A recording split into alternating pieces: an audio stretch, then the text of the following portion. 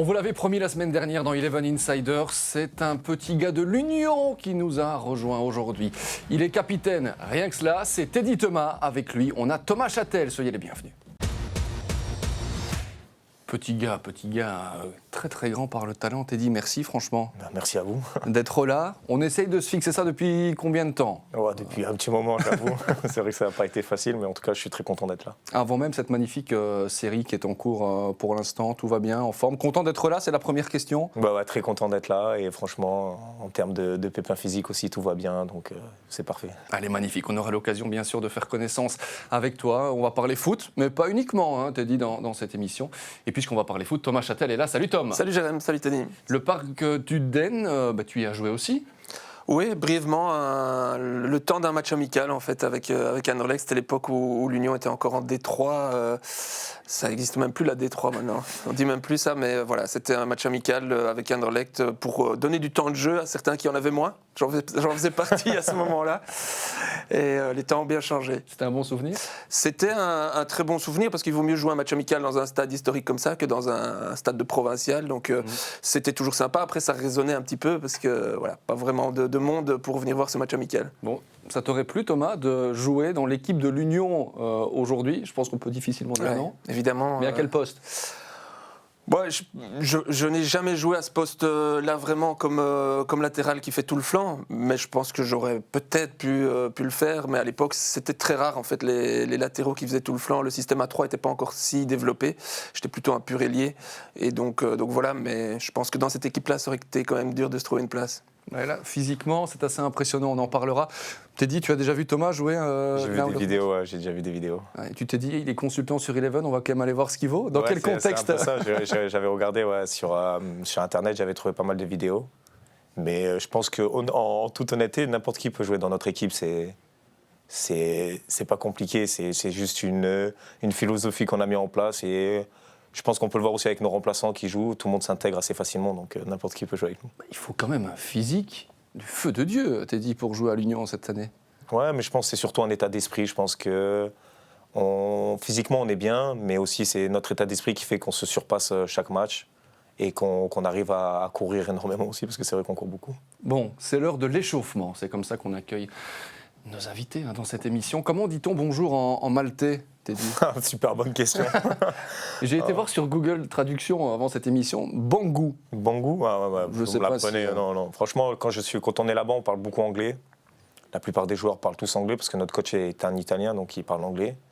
Donc la plupart des joueurs parlent anglais. Entre eux, ils parlent maltais, mais c'est vrai que pour ma part, moi, je ne pratique pas la langue, donc je m'en tiens juste à l'anglais. T'es le seul dans ce cas-là, ou il y en a d'autres ? On est maintenant 3, mais les 2 autres viennent d'Angleterre. Okay. Donc c'est des anglais purs, donc pour eux, c'était facile de parler anglais. Moi, c'était un peu plus compliqué, parce que quand je suis arrivé, je ne parlais vraiment pas l'anglais, donc j'ai dû apprendre.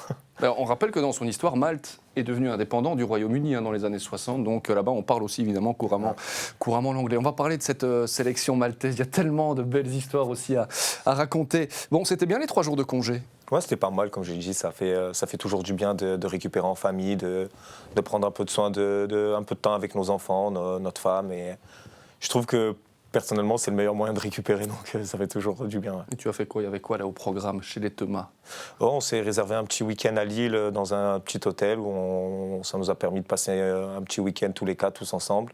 Après, on a fait un peu les magasins pour madame et tout le monde était content. Est-ce qu'il y a quand même des groupes WhatsApp dans lesquels vous êtes entre joueurs et dans lesquels vous discutez pendant ces jours de congé, ou alors pas du tout ? Là, j'ai discuté un peu avec Isma parce que je sais qu'il est de Lille. Ça m'a permis justement de le croiser, de faire un petit tour avec lui.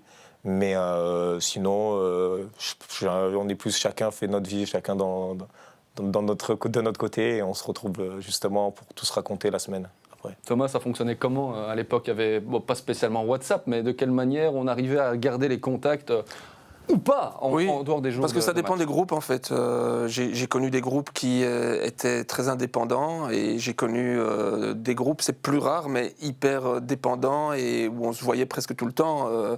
Et voilà, notamment une année à Genk où on est passé juste à côté du titre, et c'est vrai que cette année-là, il y avait une espèce d'esprit fusionnel dans l'équipe.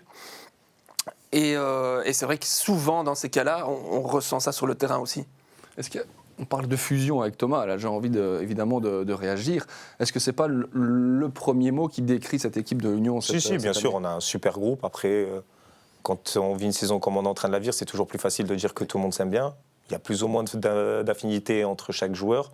Mais en tout cas, une certitude, c'est que tout le groupe vit bien, tout le groupe s'apprécie, on aime vivre ensemble parce que je dirais on passe plus de temps ensemble peut-être qu'avec nos familles à certains moments. Donc c'est hyper important qu'on puisse tous s'accepter. Donc tout le groupe vit bien, on s'entend super bien et ça se ressent sur le terrain. En fait, il y a un truc qui saute aux yeux dans votre groupe, c'est que tout le monde sait d'où il vient. Et je pense qu'il y a des joueurs dans votre équipe, ils ont pris un risque quand même en venant à l'Union. C'était un risque dans leur carrière au moment où ils sont arrivés à l'Union. L'Union, c'était pas ce qu'elle est maintenant. Et donc vous savez tous d'où vous venez, vous savez le risque que certains ont pris pour en arriver là. Et je pense que ça crée quelque chose. Oui, bien sûr. Je sais que ces derniers temps, on parle beaucoup d'une équipe revanchard. Mais moi, je dirais plus qu'on est une équipe, justement, entre guillemets, avec des joueurs qui ont connu un peu la galère.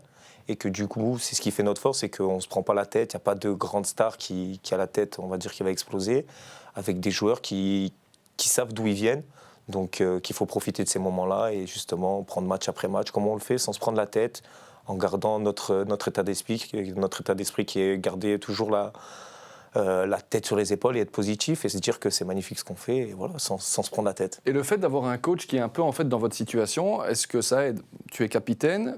Tu as l'occasion évidemment d'en discuter avec lui, le fait qu'il a eu beaucoup de difficultés à Genk, on a l'impression que ça vous rassemble encore plus. Bien sûr, je pense que lui aussi, il a repris un coup de jeune d'être avec nous, il vit super bien avec nous, c'est toujours plus facile je pense quand on est coach, quand on a un groupe qui colle avec sa façon d'être, avec sa joie de vivre, son humeur, son travail aussi, parce que comme je l'ai dit plusieurs fois, c'est un coach qui a beaucoup d'humour, qui aime déconner, mais qui aime aussi le travail et je dirais que nous, on colle assez à ça. Donc, on sait rigoler quand il faut rigoler, mais on sait être sérieux quand il faut travailler. Donc, Et tu ne ressentais pas ça avec Elsner, par exemple? Elsner, c'était beaucoup de travail, on va dire. Il est très passionné par ce qu'il fait, très, très, très, très travailleur. Voilà, on va dire que tout pour lui doit passer par le travail, alors que Felice, à certains moments, il est plus pour dire bon les gars, ok, on stoppe là, venez, on va boire un coup ensemble, on a besoin de parler, de rigoler, de créer des liens. Alors que Lucas Elsner, c'était plus dans le travail et le travail. Lucas Elsner, c'est marrant parce que tu t'entendais très très bien avec cet entraîneur-là. Est-ce qu'il y a eu des contacts à un moment donné, quand lui est parti du côté du Standard ou pas? Non, aucun contact n'a été fait. Non. Rien du tout. Il y a encore des contacts par contre plus humains aujourd'hui ou alors plus du tout avec Lucas Elsner? Honnêtement, depuis qu'il est parti, j'ai eu aucun contact avec lui. Pourtant, on s'entendait super bien. Quand il a quitté l'Union pour aller à Amiens à l'époque, je lui avais envoyé un message pour le féliciter parce que même si on était triste à l'Union de le perdre, pour moi, c'était une suite logique. Donc je lui avais envoyé un message pour le féliciter, il m'avait remercié et après ça, plus de nouvelles. Parce qu'en fait, tout est parti avec lui, parfois on l'oublie, mais moi je me souviens de ce match contre Anderlecht en coupe en 2018, je pense, quand vous les éliminez. Niakate était là encore. Là déjà, on sentait qu'il y avait quelque chose qui pouvait se passer dans ce groupe s'il était étoffé et si certains restaient, quoi. C'est ce qui s'est passé. Bien sûr, c'était au début du projet justement quand tout a commencé avec Alexei, qui a commencé à ramener pas mal de joueurs. Et automatiquement, c'est vrai qu'il y a quelque chose qui a été créé à partir de cette saison-là avec Lucas Elsner, qui a amené, je dirais, un 109 à l'Union Saint-Gilloise, qui jouait par le passé, on va dire, le maintien, et qui a amené ce 100 nouveau avec ce passage en coupe jusqu'en demi-finale qui était fabuleux. Donc ça a amené de la lumière au club et ça a permis aussi, je pense, de continuer et entamer un nouveau projet sur je dirais un long terme, mais au final, ça s'est passé assez vite. Et on parle de ce moment-là, excuse-moi Jérémy, mais Slimani était là à l'époque. Ouais. Un gars comme lui, est-ce qu'il aura encore sa place dans le groupe actuel avec son caractère? Oui, comme j'ai dit, je pense que n'importe qui pourrait trouver sa place à l'Union. Mais après, moi, je le connais personnellement, Slimani, c'est quelqu'un de très bon. Et honnêtement, je dirais que l'image qu'il a pu dégager par rapport à cette histoire, c'est pas le Slimani qu'on connaît, c'est quelqu'un de très bon et je pense qu'il s'intégrerait très bien dans notre équipe. Il pourra encore rebondir dans d'autres clubs, Slimani. On en parlait notamment ici durant ce mercato. Peut-être du côté du Standard, finalement, ça ne s'était pas fait. Bon, dans Eleven Insiders, vous connaissez désormais la nouvelle formule.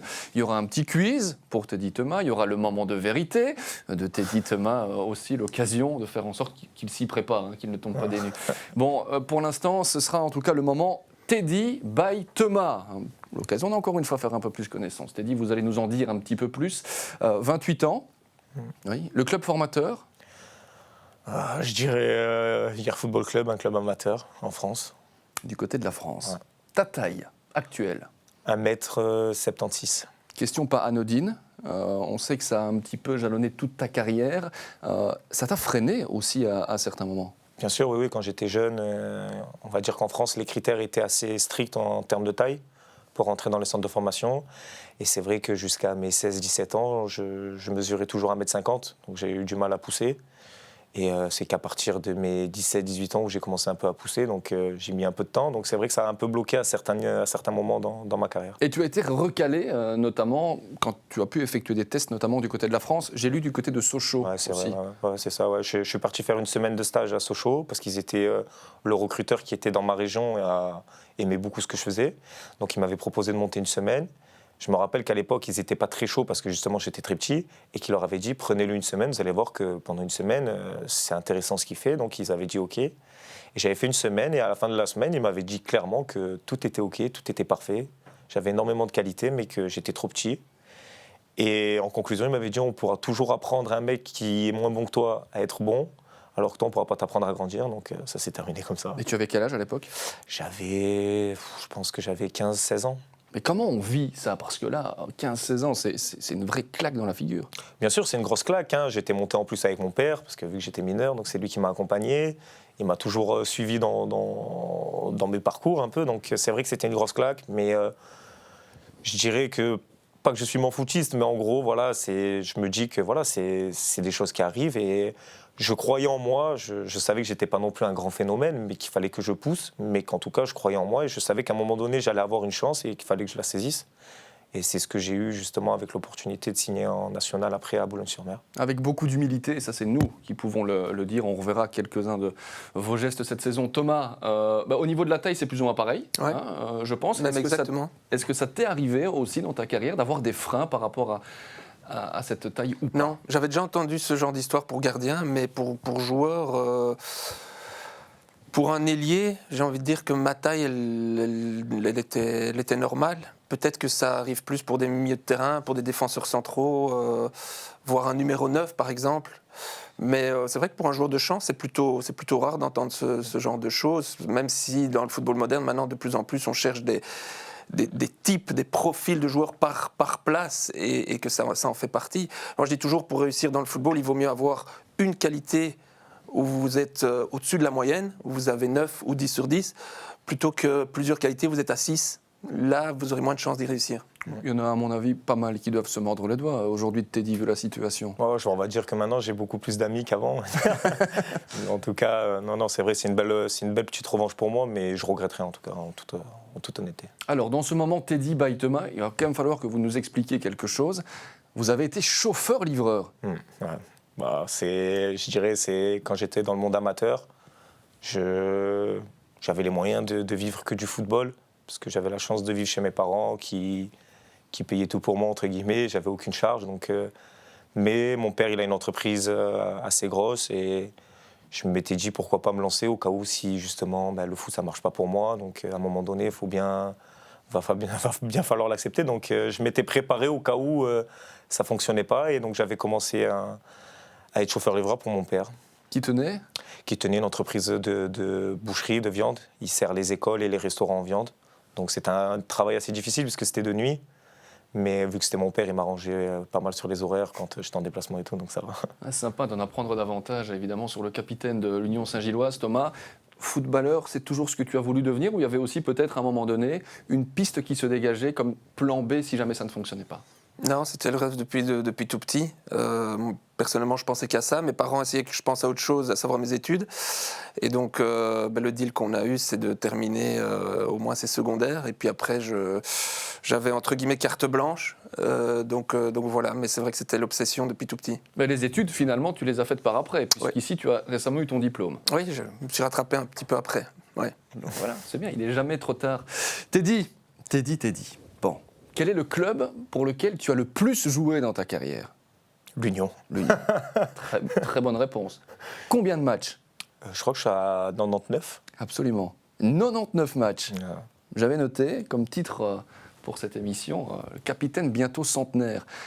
C'est quand même quelque chose, hein, ça. Ouais, 100 matchs avec l'Union. C'est beau, surtout en 3 ans, sachant que quand on était en D2, on n'avait pas beaucoup de matchs. Donc c'est vrai que ça arrive assez vite, je suis assez fier. J'espère qu'il y en aura encore beaucoup, mais en tout cas, c'est vrai que c'est beau. Bon, comment vous vivez aussi à côté du foot? Nous, on a envie de savoir un petit peu tout cela. Oh, moi, ma vie n'est pas très passionnante, honnêtement. Moi, je suis très casanier. J'aime bien rester à la maison avec mes enfants, avec ma femme. Manger peut-être quelques temps un peu au resto.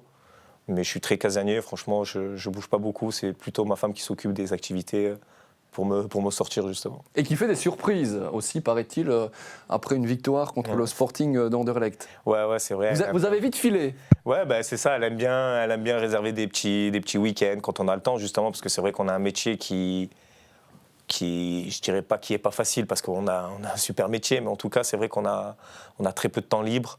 On ne peut pas prendre des vacances comme, je dirais, un travail normal, où on peut poser certains congés. Donc, c'est vrai qu'il faut profiter de ces moments-là. Et du coup, quand on gagne un bon match et que le coach nous laisse un peu plus de temps libre que prévu, c'est vrai qu'on profite pour avoir quelques surprises. Si je te dis Marine, tu me dis Ma femme. On sait que c'est un équilibre. Hein, ouais, bien sûr. Ouais, bien sûr, pour moi, elle a une place hyper importante dans ma vie, elle le sait. Je pense que je l'ai dit plusieurs fois, si ma réussite est en partie la sienne aussi, parce qu'elle a amené une stabilité dans ma vie qui a fait que, entre guillemets, j'ai que le foot à penser. J'ai aucun souci dans ma vie à part le foot, donc je sais que je peux penser qu'à ça et être bien dans ma vie. Vous avez réussi à vous marier depuis le temps, parce qu'on sait que c'était prévu de longue date, mais qu'il n'y avait jamais eu la possibilité. Ouais, très compliqué avec le Covid et tout, ça n'a pas été facile. On a dû reporter, je sais pas, 3 fois. Franchement, ça n'a pas été facile. Jusqu'à un moment, on s'est dit, tant pis, on va peut-être jamais se marier. Mais en tout cas, on a réussi à le faire dans des conditions pas faciles, parce qu'on a dû le faire 2 jours. Donc c'était pas facile, mais on s'est adapté. Au final, on a eu un super beau mariage et je suis super content. Elle est magnifique, évidemment. On va continuer de faire connaissance.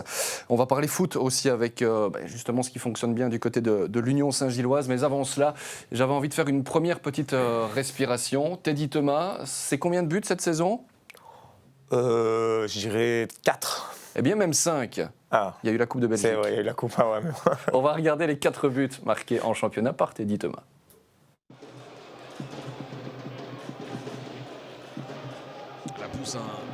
Très bien joué, cette remise d'Af. Oh, ça va au fond! Ça va au fond, Teddy Thomas qui surprend tout le monde. Avec un Himmelmann qui voit ce ballon rebondissant trouver le chemin des buts. 0-2 pour l'Union Saint-Gilloise.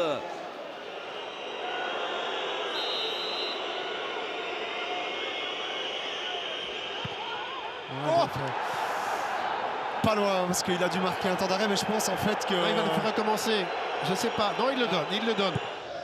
J'ai l'impression aussi que sur les différentes occasions qu'il a eu de s'illustrer en deuxième mi-temps, Storm, il y a eu moins de ses équipiers dans sa zone aussi pour lui offrir peut-être un petit peu plus d'espace. Là, il y en a par contre pour l'Union avec Thomas qui peut aller mettre le deuxième. Eh bien oui, et trop facilement en plus.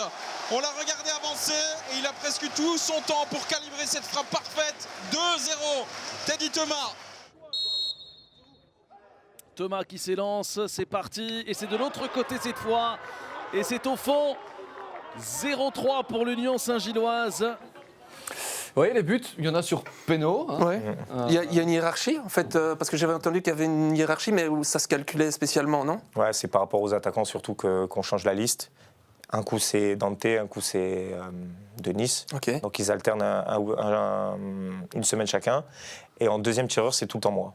C'est-à-dire qu'au moment venu, si par exemple, si Denis c'est le tireur attitré et qu'il a marqué dans le match, ça bascule sur moi. Mais si par contre c'est Dante et que c'est Denis le tireur, c'est à lui de tirer. Donc ça change. Pour que j'ai une chance de tirer, il faut que le premier ait déjà marqué, on va dire. C'est quand même particulier ça finalement. Ouais. Ouais, c'est une entente qu'on a mis tous les trois, parce qu'à la base c'était moi le tireur, on va dire, et le coach m'avait demandé de mettre les attaquants sur la liste, parce que pour lui c'est important qu'ils marquent pas mal de buts. Et moi, en tant que capitaine, je me devais d'accepter. Donc, j'ai trouvé une combine pour être toujours là. Mais voilà, donc on s'est arrangé un peu Tant comme ça. Tant que tu les marques, tu resteras dans la combine. Donc, c'est bon.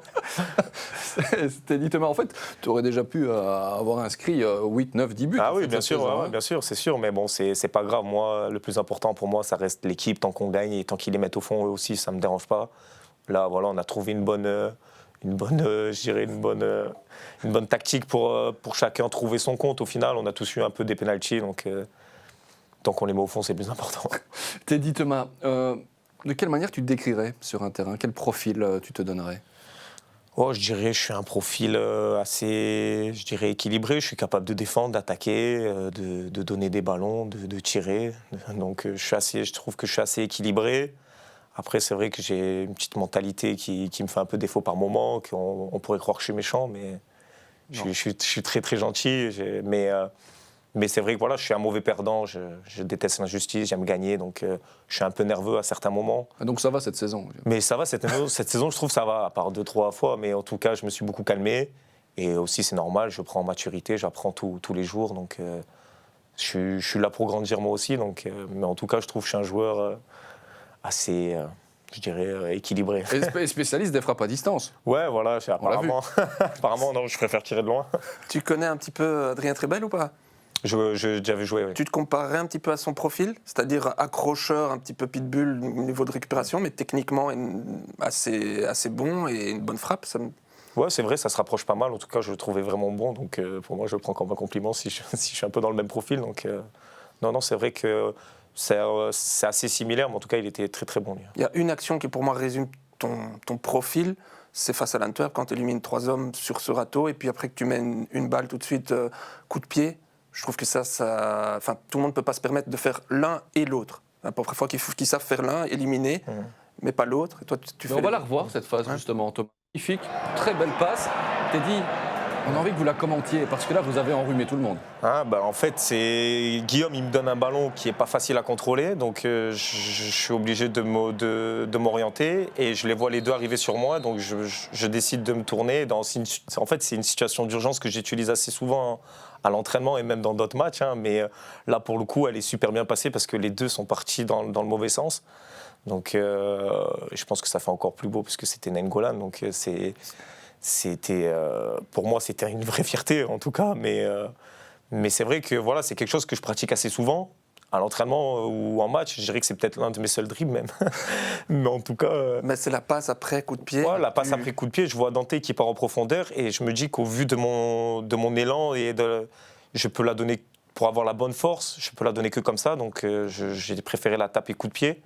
Et je pense réellement que si le défenseur ne tend pas la jambe comme il a tenté, Dante pouvait avoir le ballon et ça aurait été encore plus beau qu'on ait pu marquer derrière un but. Ouais, c'est pas bien de blesser les défenseurs. J'ai pas voulu le blesser, s'il laisse passer le ballon, il se blesse pas.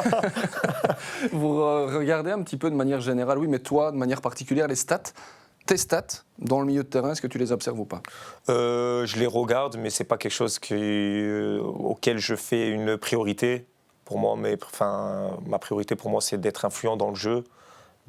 Après, bon, bien sûr, on peut toujours tourner ça en statistiques, que je ne perds pas beaucoup de ballons, que j'en touche un maximum, que j'en récupère beaucoup. Donc, ça tourne aussi autour de statistiques, mais je ne me focus pas pour savoir si je suis le meilleur récupérateur ou le meilleur passeur. Ce n'est pas ça qui m'intéresse, c'est vraiment d'être influent, moi, dans mon équipe. Mais on a quelques stats. 6e milieu de terrain avec le plus de duels remportés. 5e milieu avec le plus de tacles réussis. 11e milieu avec le plus de tirs cadrés. Aussi, c'est quand même pas mal. 4 buts, on l'a dit. 6 assists. C'est quand même le 7e meilleur ratio pour un milieu de terrain. Et vous êtes dans les statistiques défensives et offensives le meilleur milieu de terrain du championnat avec Morioka. Ça, on dit long aussi, ça, Thomas. Très complet en effet, et très complémentaire aussi, parce que voilà, les trois du milieu, que ce soit avec Lazare ou avec la Poussin, il y a cette complémentarité que je retrouve très peu dans d'autres milieux de terrain. Et à ce propos, je voulais t'entendre sur le fait que moi j'ai l'impression que vos rôles ont un petit peu changé au fur et à mesure de la saison, parce que Nielsen a de plus en plus reculé, s'est retrouvé devant la défense, et vous avez retrouvé maintenant un autre équilibre. Après, une fois que c'est la Poussin, c'est différent aussi. Voilà, comment t'expliques tout ça ? En tout cas, c'est vrai que nos rôles ont un peu changé parce qu'à la base, c'était Nielsen et moi en relayeur. Et l'Union cherchait une véritable sentinelle. Ils ont trouvé Damien Marc qui fait du bon travail, je trouve qu'il a fait des super matchs. Et au vu des blessures, des changements, des rotations, le coach a essayé Casper parce que c'est quelqu'un qui court beaucoup, qui est capable justement de compenser énormément les manques un peu sur le terrain par ses courses. Et au final, on s'est rendu compte que c'était quelque chose qui faisait à merveille. Et justement, je pense que ses courses et son gros volume de jeu fait qu'il garde l'équilibre de notre bloc. Et Du coup, je pense que voilà, le coach a décidé de plus trop le bouger de là, de le laisser d'un cran. Et du coup, moi, après, j'ai pris le rôle un peu plus offensif, entre guillemets.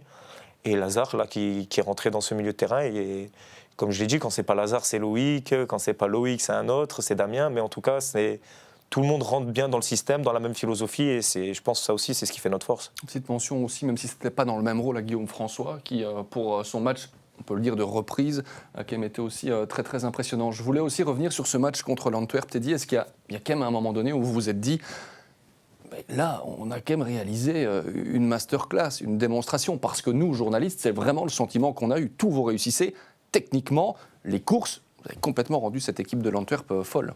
Ouais, bien sûr, on a fait, je pense, l'un de nos matchs les plus aboutis, je dirais, sur tous les termes. Et on était très fiers de ce match, d'avoir battu l'Antwerp chez eux, parce que c'est pas facile avec leurs supporters. Mais pour nous, c'était un réel kiff de pouvoir jouer dans un beau stade avec des supporters, une belle ambiance face à une belle équipe. Et on était d'autant plus fiers d'avoir remporté ce match. Ouais. Et donc, c'est vraiment ça. On parle d'une insouciance. Mais quand on entend Teddy parler, on a l'impression qu'ils prennent du plaisir, comme des gamins chaque week-end, en se disant c'est un magnifique stade, on va prendre du plaisir. C'est dingue quand même. Ouais, c'est plus que de l'insouciance, c'est de la personnalité, parce qu'aller à l'Antwerp comme ça, avec un public comme celui-là, dans ce rôle de favori, il faut de la personnalité pour jouer le match qu'ils ont joué, pour marcher sur l'Antwerp, parce que c'est ce qu'ils ont fait finalement. Donc voilà, on le voit en la personne du capitaine, mais derrière avec Burgess, avec leur gardien, devant. Donc ils ont de la personnalité un petit peu dans toutes les lignes, et je trouve que ça se ressent très fort par rapport à une équipe par exemple comme l'Antwerp, où il y en a chez Nainggolan, mais où on en trouve moins tout autour. Et finalement, cette équipe a subi face à une équipe avec plus de personnalité. Denis Sunda va bien, Super bien. après le petit jet de briquet qu'il a Oui, fait en sur- tout cas, le mec, il vise super bien parce que, bon, on me donne 100 briquets, je pense que j'y arrive pas. Donc, pour le coup, non, je trouvais que c'était dommage, moi, qu'il prenne un carton jaune, alors qu'il, pour le coup, c'est ce que je me tuais à dire à l'arbitre, il prend un carton jaune parce qu'il a reçu un briquet. Enfin, c'est pas logique.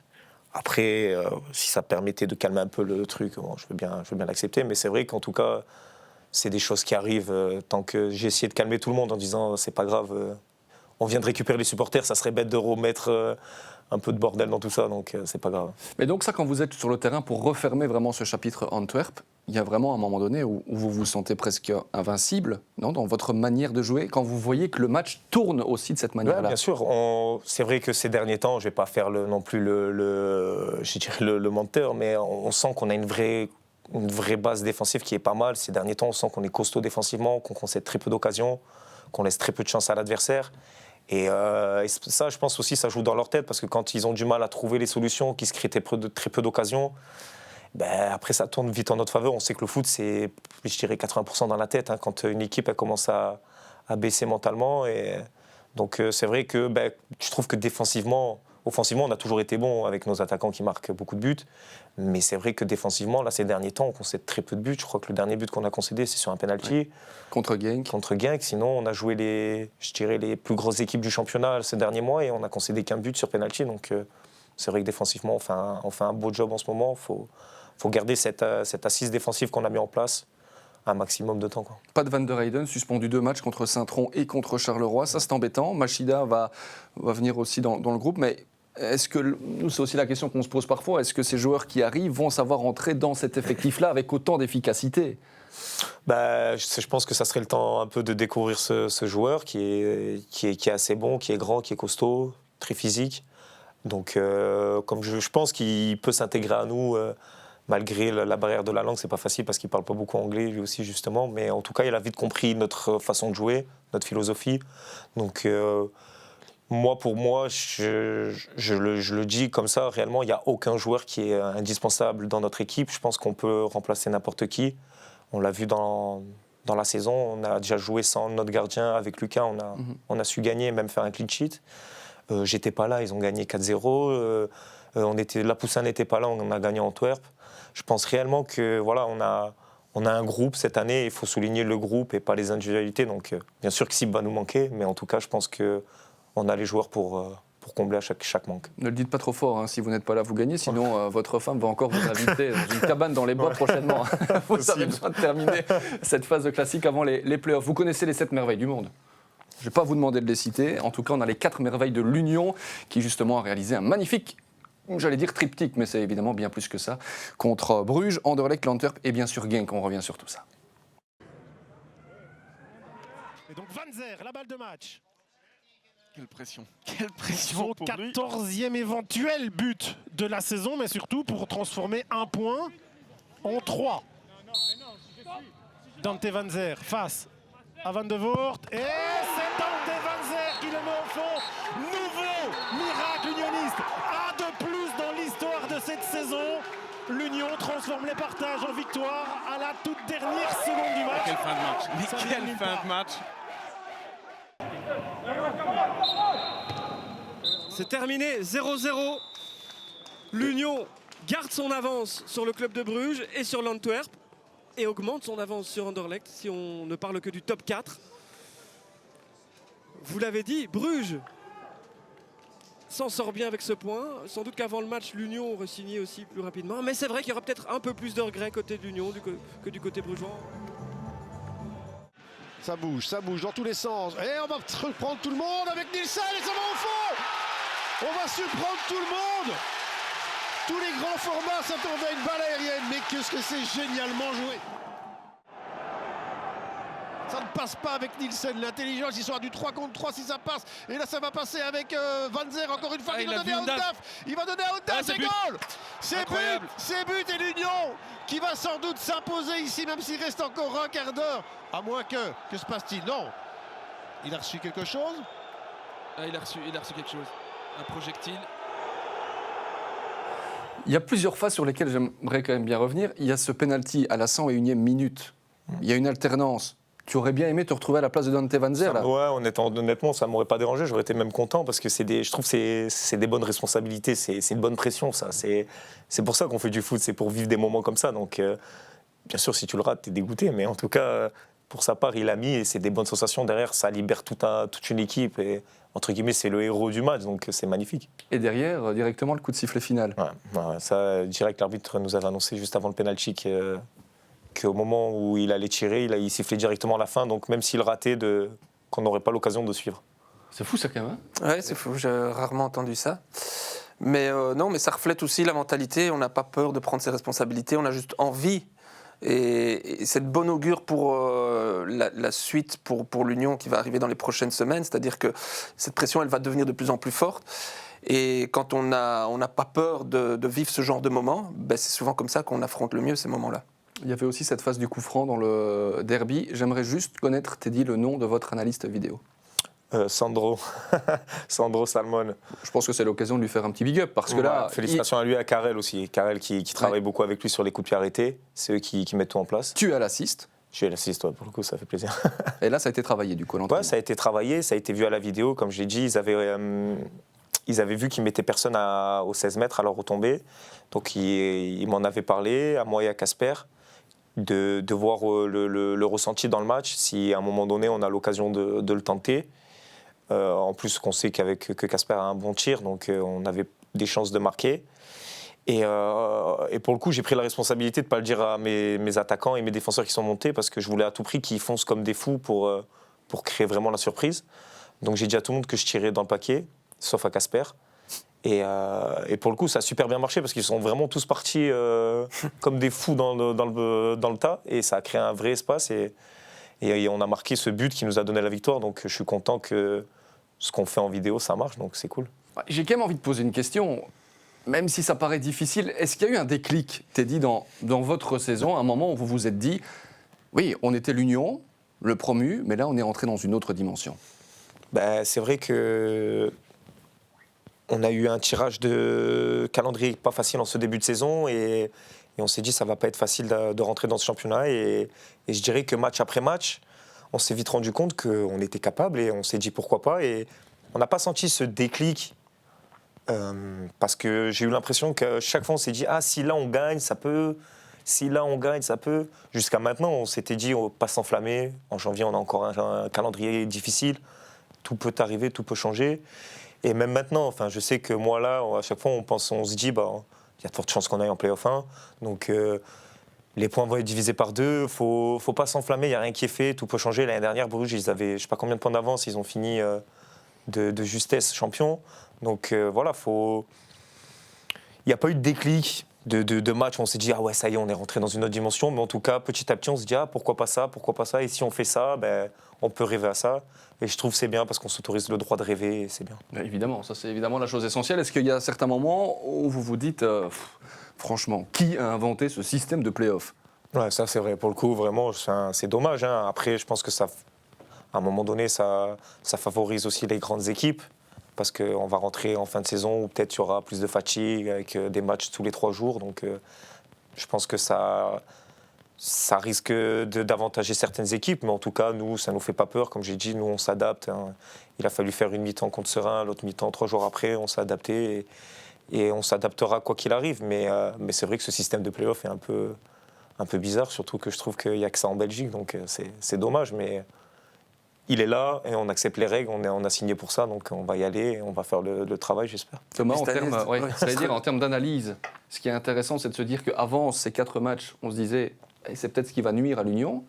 Aujourd'hui, toi, ton regard, est-ce que l'Union, malgré ses playoffs, peut aller chercher le titre ? J'allais dire, c'est la petite différence, c'est que ce sont des playoffs à 4 et c'est peut-être pas une si petite différence que ça, parce que ça veut dire que c'est des plus petits playoffs et donc la phase classique aura une plus grande importance. Il y aura moins de points à prendre. 18.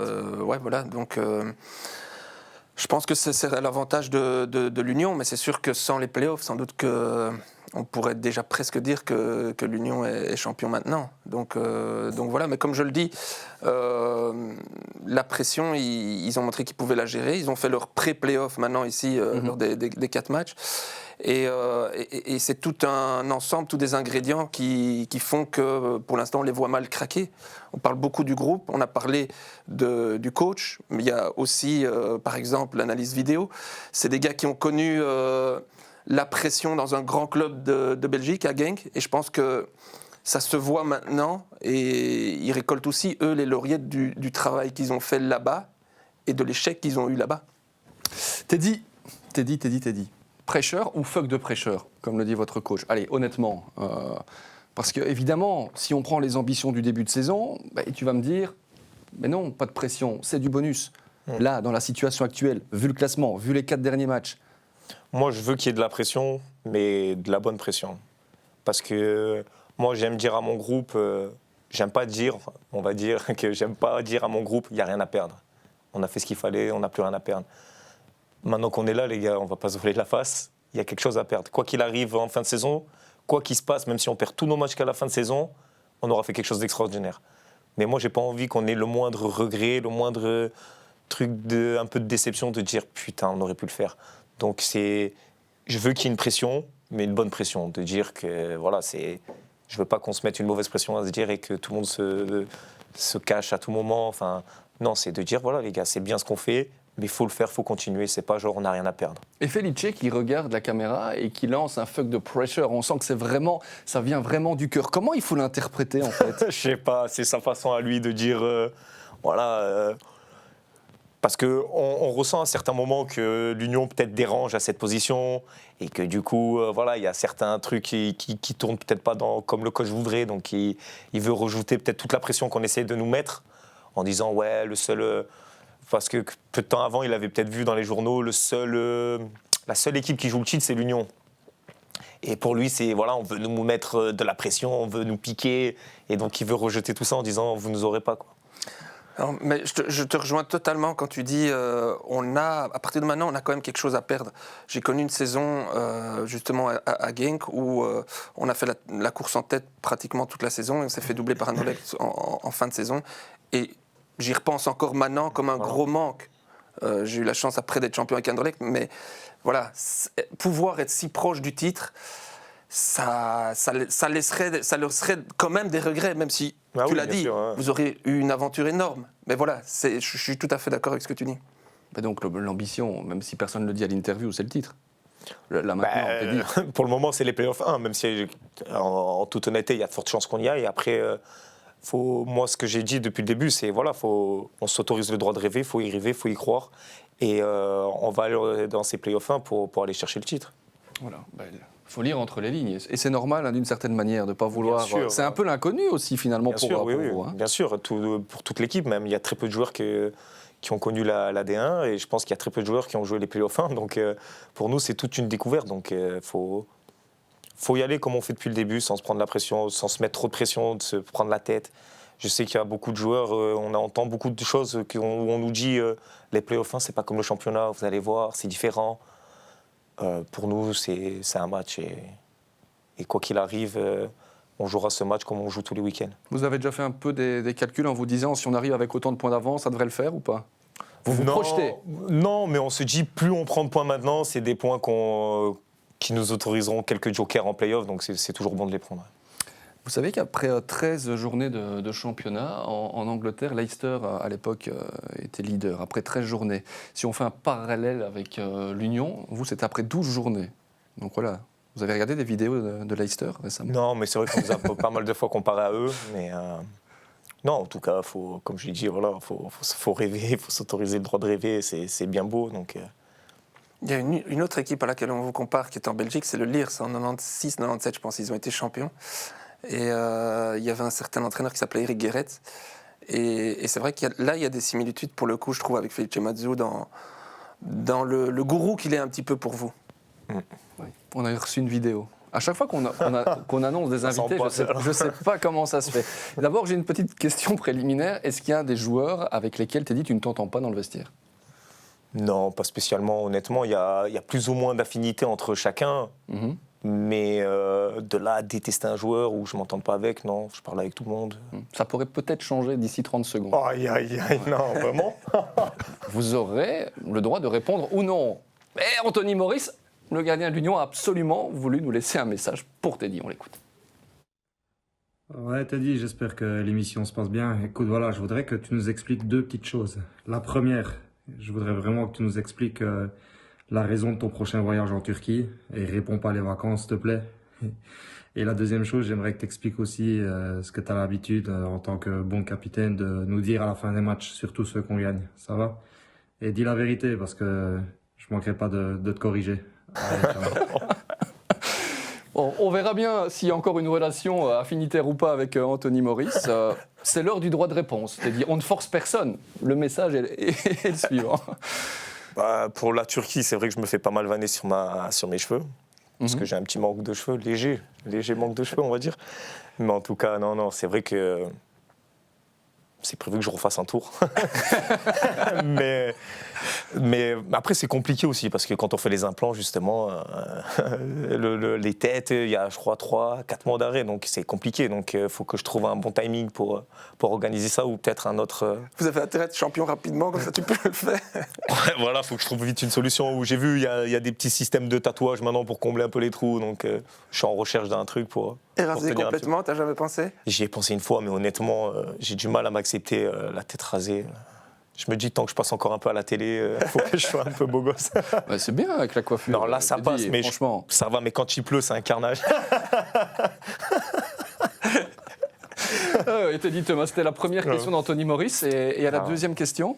Pour la deuxième, c'est assez simple. Hein. On va dire que quand on gagne et qu'on fait ça un peu dans le vestiaire, j'aime bien éteindre la musique et leur dire, les gars, j'ai quelque chose à vous dire.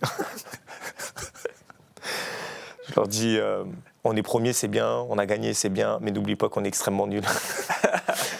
C'est ma façon de leur faire comprendre un peu, garder les pieds sur terre, quoi. Voilà, j'aime bien leur rappeler qu'on est nuls, qu'on a pas mal de joueurs qui sont tout en gardant un peu d'humour, mais de dire qu'on est éclaté, que voilà, que je sais pas pourquoi on est premier, je comprends pas pourquoi on est premier, on est vraiment nuls. Apparemment, ils sont encore plus nuls que nous, mais voilà, mais j'essaye de leur faire comprendre, garder les pieds sur terre, quoi. Voilà, c'est ma façon à moi de leur dire, calme les gars. L'autodérision. Il n'y a rien de mieux pour relâcher la pression et l'autodérision, c'est top. Vous avez une question, peut-être juste pour Anthony Maurice. Voilà, il y est allé, c'est l'occasion pour le capitaine de se racheter. Hein. Non, c'est bien, ça fait... Mais bon, c'est pas bon qu'ils disent des trucs comme ça, parce que après les gens ils vont me voir autrement, mais... Non, c'est un petit coquin, ce Anthony Maurice. Je vais aller voir déjà au terme de but de la tête. Non, aucun. Je ne sais même pas s'il y a un duel de la tête. Je prends pas de risque. Allez, c'est le moment vérité aussi avec Teddy Thomas. On arrive bientôt à la fin de cette émission aussi. Le moment vérité. Tout est dit. On y va. Allez, on y va. Il y a eu des offres te concernant ces dernières semaines? Aucune offre. Si Tony Bloom t'appelle et te demande d'aller à Brighton rejoindre Denis Sundave? Oui. Un grand oui, directement.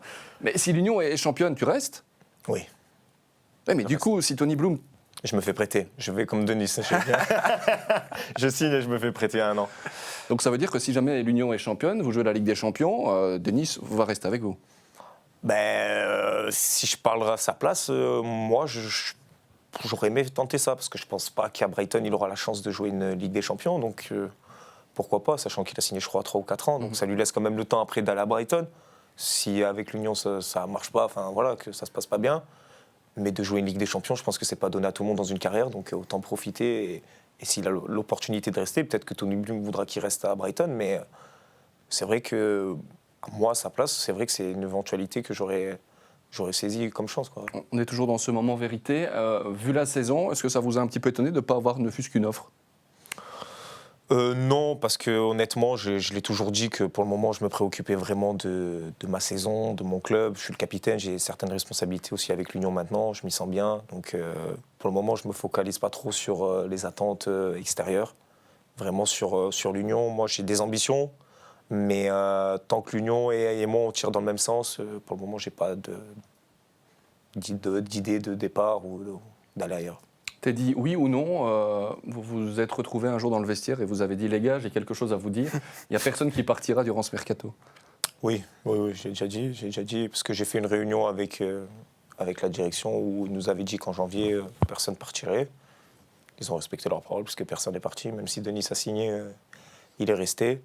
Donc je sortais du bureau, je pense qu'ils ne s'attendaient pas à ce que je leur annonce ça, mais c'était ça, ouais, la raison de la convocation. Bon, encore 2-3 petites questions un petit peu plus personnelles. D'abord sur la relation avec Felice Mazou, vous échangez parfois des textos en dehors du foot? Ouais, de temps en temps, ça arrive le week-end, quand après une victoire ou quoi, on s'envoie 2-3 messages. J'ai une très bonne relation avec Felice, ça se passe super bien, donc c'est cool. Pourquoi le numéro 17? Le numéro 17, c'est pour madame. Ah ouais, c'est pour madame, elle est née le 17 janvier, donc quand j'ai eu l'occasion de signer mon premier contrat pro et de choisir mon numéro, il restait quelques numéros en liste, on va dire, et j'aurais préféré choisir un 10 ou quelque chose d'autre, mais j'avais plus le choix, il restait 17, 22, 25, et du coup je me suis dit pourquoi pas prendre le 17 pour madame, et depuis j'ai toujours gardé le 17. Bon, le numéro, c'est frappant. Les tatouages le sont aussi. Quand on voit Teddy Thomas, quel est le tatouage qui a le plus de sens pour toi et dont tu es le plus fier? On sait que ça a beaucoup d'importance. Bon, maintenant, je dirais mes enfants. Voilà, je me suis tatoué le prénom de mon fils Sandro sur le tibia et sur la main de Jovan.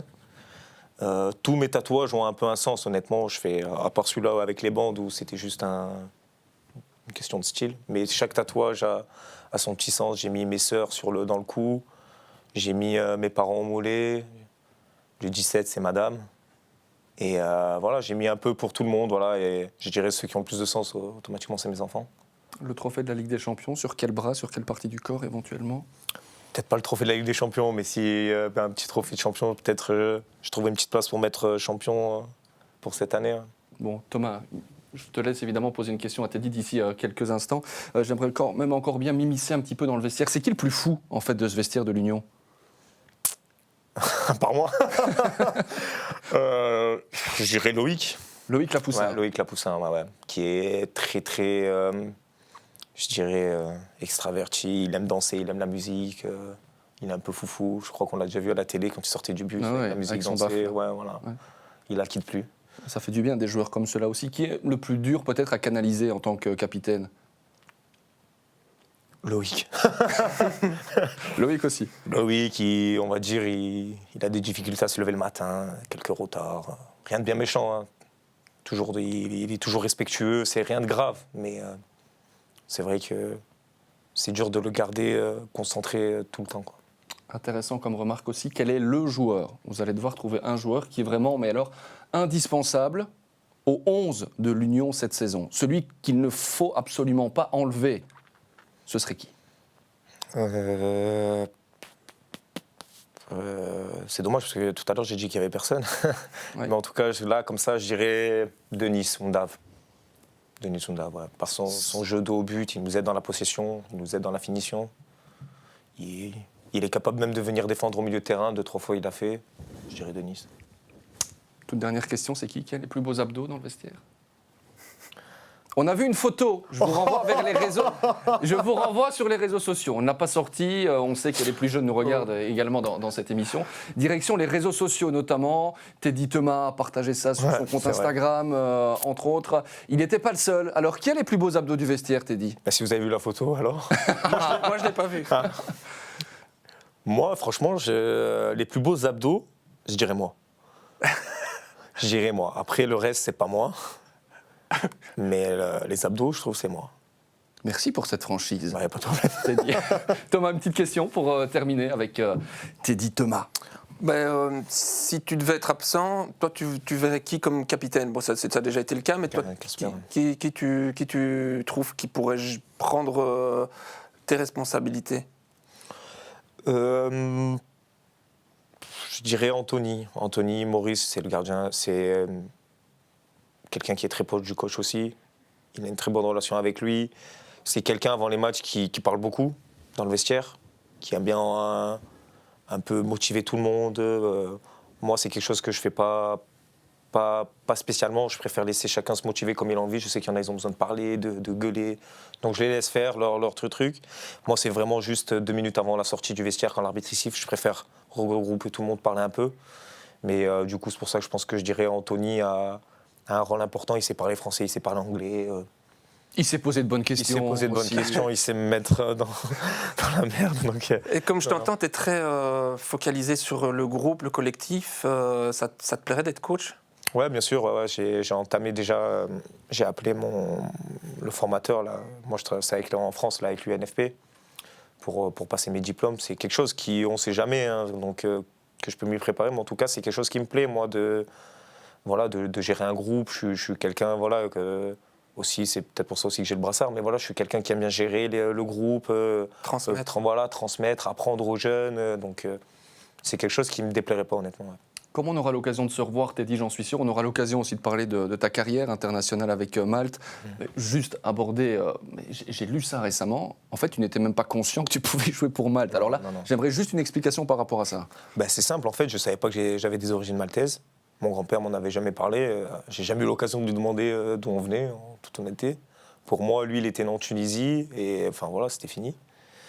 Et en fait, c'est Malte qui me contacte et qui m'apprend que je suis maltais, que j'ai des origines maltaises. Je leur dis non, je pense pas. Il me dit si, Thomas, ça vient de Malte, on est sûr. Demande à ton grand-père. Et du coup, je lui ai demandé. Il m'a dit si, c'est vrai, moi, mon grand-père était né à Malte, il a toujours vécu à Malte. Et du coup, je leur ai dit c'est vrai, mais ça remonte à très très loin, donc je sais pas comment on va faire. Ils m'ont dit non, il faut juste qu'il y ait 2 générations d'écart pour faire la demande. Donc ton grand-père peut faire la demande, vu que c'est son grand-père. Donc mon grand-père a fait la demande. Et une fois que la demande a été acceptée, moi j'ai pu faire la demande et c'est comme ça qu'ils ont pu me faire mon passeport et que j'ai pu jouer pour Malte. Ok. Et tu aurais pu aussi choisir pour la Tunisie par exemple ? Aussi, ouais. Ok. Aussi. Et la France ? Et la France. Ouais. Ok. Et bientôt naturalisé belge aussi, ou pas ? Bon, mon fils, mes enfants peut-être. Si tu veux un jour être champion du monde. Attention quand même à Malte, qui est évidemment une petite sélection encore. Petite nation, oui, bien sûr. Non, petite nation. Et qui la restera. Ah oui, je pense, mais en tout cas, on essaye petit à petit de trouver des joueurs un peu comme moi, qui jouent un peu au haut niveau, qui pourraient avoir quelques origines maltaises. Ce qui me plaît là-bas, c'est que c'est professionnel quand même. Il y a de vraies infrastructures, un vrai coach, des vrais kinés, on s'entraîne dans des super bonnes conditions, les terrains sont en parfait état. Enfin, c'est très professionnel, honnêtement. Je ne suis pas parti dans une nation où me perdre, où je risque de me blesser ou quoi que ce soit. C'est très pro, c'est carré. Donc ça reste une petite nation, mais ça me plaît parce que c'est très professionnel. Et ça essaye d'évoluer. Et moi, j'essaye aussi d'apporter ma petite touche pour aider cette nation aussi à montrer que ce n'est pas une nation qui fait peut-être que perdre. On a réussi à faire quelques bons résultats ces derniers temps. Donc ça montre qu'on évolue. C'était Teddy Thomas dans Eleven Insiders. Merci en tout cas d'avoir été à vous, en tout cas. Avec nous, Thomas. Merci également ton programme ce week-end. Quel match Box to box. Le box to box. Ouais. Ce sera donc samedi en compagnie de Vincenzo Churro notamment. Teddy, le programme ce sera Saint-Tron. Ouais. Attention, attention du côté de l'Union. Là aussi, en tant que capitaine, tu vas devoir avoir un message assez clair de pas. Non, mon message il est assez clair, ils le savent. Et c'est pour ça que je me fais pas trop de soucis.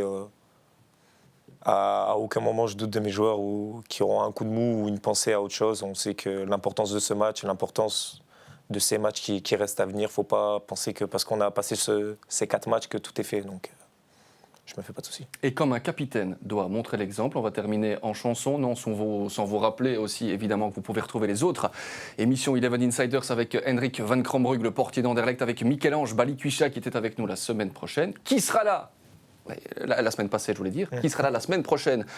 On ne le sait pas encore. Teddy, on se laisse avec le chant de l'Union, peut-être. C'est Sib, le spécialiste. Hein. Oui, mais il sera dans le podcast néerlandophone, Sib van der Heyden. Vous êtes un petit peu si je me trompe, le capitaine.